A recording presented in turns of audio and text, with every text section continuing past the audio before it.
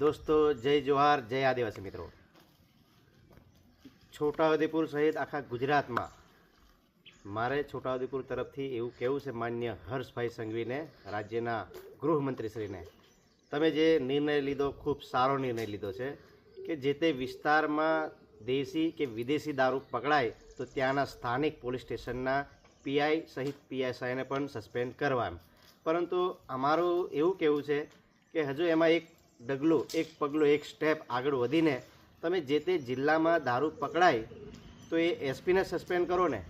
બાકી ત્યાં એસપી તો ત્યાંના ત્યાં જ રહેવાના છે, પીઆઈ પીએસઆઈને સસ્પેન્ડ કરશો તો પાછા કોઈ નવા આવશે એટલે ફરી પાછળ ઉપરથી આદેશ આવશે અને પાછા દારૂ શરૂઆત કરશે દારૂની। તો એના કરતાં જે તે પીઆઈ અને પીએસઆઈને સસ્પેન્ડ કરવા કરતાં આપણા જિલ્લાના જે તે જગ્યાએ જે તે વિસ્તારમાં જ્યાં બી પકડાય ત્યાં એસપીને સસ્પેન્ડ કરો ને, જેથી કરીને ત્યાં જડમૂળથી જ આ બંધ થાય। કારણ કે આ જો પીઆઈ અને પીએસઆઈને સસ્પેન્ડ કરવાથી મેર ના પડે, આપણે જિલ્લાના એસપીને સસ્પેન્ડ કરવા પડે માન્ય શ્રી હર્ષભાઈ સંઘવીજી। તો આ નિર્ણય તમે લો, કારણ કે આ તમે જે પીઆઈ પીએસઆઈ તો કશું જ નહીં, પીઆઈ પીએસઆઈ જે તે વિસ્તારોમાં દારૂ પણ પકડે છે ને ત્યારે ત્યાંના બુટલેગરોનો જવાબ હોય છે, આ તો અમે ઉપર ભરણ આલીએ છીએ, એલસીબીમાં આલીએ, એસઓજીમાં આલીએ, સાહેબ સુધી જાય છે, એસએમસી સુધી જાય છે, વિજિલન્સ સુધી જાય છે હપ્તા।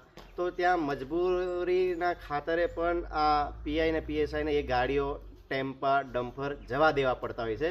તો માન્ય હર્ષભાઈ સંઘવીજી, તો આ જિલ્લાના વડાને જ આપણે સસ્પેન્ડ કરીને તો ત્યાંથી જડમૂળથી જ આનો ધંધો બંધ થઈ જાય, એટલે કોઈ પીઆઈ પીએસઆઈ હપ્તા પણ ના લે, ઉપરથી આદેશ જ એવો કરો ને તમે।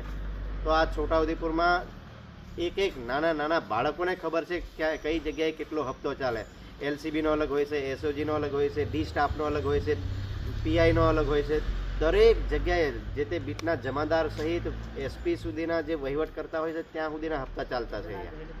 તો આના માટે હવે તમે જે પીઆઈ પીએસઆઈને સસ્પેન્ડ કરવાની જે વાત કરી છે એમાં એક વધારો કરો અને જે તે જિલ્લામાં જે પણ જગ્યાએ જે તે તાલુકામાં વિસ્તારમાં જ્યાં દારૂ પકડાય ત્યાં એસપીને સસ્પેન્ડ કરો, એવી અમારી લાગણી છે અને આ નિવેદન છે। અને આ વિડીયો માન્ય હર્ષભાઈ સંઘવીના ફોનની ડિસ્પ્લે સુધી આપ પહોંચાડો અને આને શેર કરો।